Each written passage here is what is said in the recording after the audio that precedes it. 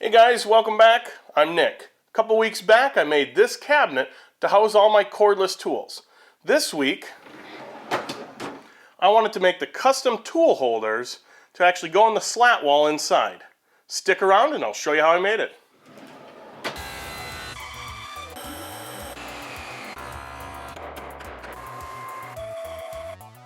I started by making the tool holders from plywood that was left over from building the cabinet. With a hole saw in my drill press, I could drill a hole in one of the pieces of wood to make essentially a two-pronged fork to hold my impacts and drills. Then I could mark out some lines to connect the hole to the end of the board, and then it was off to the bandsaw to cut them out. My 1-inch wide belt sander made quick work of smoothing out the freshly cut edges. Any tool that had a base plate to it, I found it easier to use little strips of 3/4 inch plywood and some 1/4 inch MDF. Depending on your make or brand of tool, you're going to have to adjust these to fit whatever tool you have. This is just an overall guide of how to make them. The main reason I wanted to make this video was to show how I made the aluminum clips that actually inserted into the slat wall itself. I got some 1/2 inch wide aluminum strapping from my hardware store, then I just started making some bends and a vise to give me kind of a Z-shaped clip. I could then use some duckbill pliers to give me my second bend. Then just with some wire cutters I could actually cut it to length. The aluminum's fairly soft.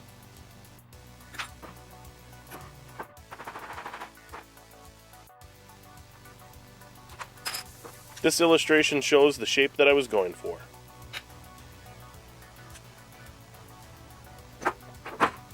Then it was just a matter of repeating the process.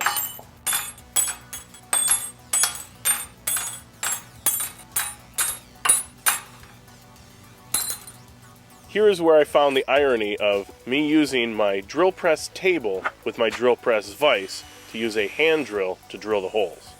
It quickly dawned on me that I could slide the vise 4 inches over and use the drill press itself, which I ended up doing. I ended up making approximately 24 clips, which would amount to 12 tool holders. I also countersunk the holes so that the screw would fit flush on the bracket. Then it was back over to my handy belt sander to ease over some of the corners, remove any sharp spots, and take off any burrs. Here you can see the original design and what I'd come up with. They pretty much are spot on. 1 point for the big guy. After I sanded all the edges, rounded over some of the corners, I then installed some angle blocks into some of the different pieces. The one with the deeper slot cut out of it, I had 2 angle brackets, one on either side. The ones with the shorter slot, I just had 1 angle bracket in the center. Those were just glued and screwed into place. Here you can see the one that I made for my jigsaw.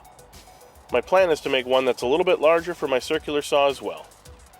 I then could install the aluminum clips with 1 screw on the back on all the remaining tool holders. As you can see with the slat wall configuration, your possibilities are pretty much limitless. However you want to design up whatever you're trying to hold, I recommend doing it in cardboard first. That way, if you screw it up, heck, it's just cardboard. And then just some aluminum strapping from the hardware store. It makes it a pretty cheap and easy project because the plywood was just left over from, well, when I made the cabinet. And if you're interested in building the cabinet, go over to nickferry.com and I have a set of plans available over there as well. Well, until I see you guys next time, take care.